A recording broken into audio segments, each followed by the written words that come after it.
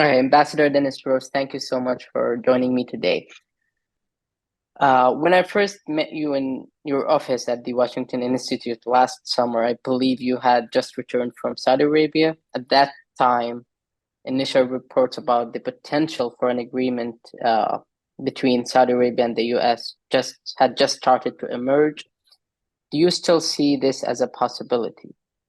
I do still see it as a possibility because both sides are interested in it.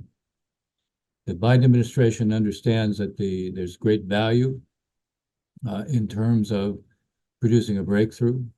The Saudis have very much a desire for a defense treaty with the United States and a partnership on the nuclear industry. So both sides have an interest in it. I think the timing, on the one hand, is of interest to each side, although it's problematic for a couple of reasons. One, there is the reality of the continuing war in Gaza, and it's pretty clear the Saudis will not seek to finalize such an agreement so long as the war is going on. And two, there's the question of the effect of the American election.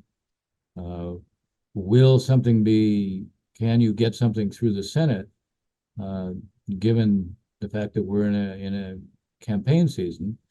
It could be that there still is a belief here that if you do it before the conventions, that it's possible that the Republicans, in the end, having just ultimately made the decision to provide assistance to Ukraine, having resisted that, and with former President Trump clearly not being an enthusiast for it, still it went ahead anyway because it was seen as being the right thing to do.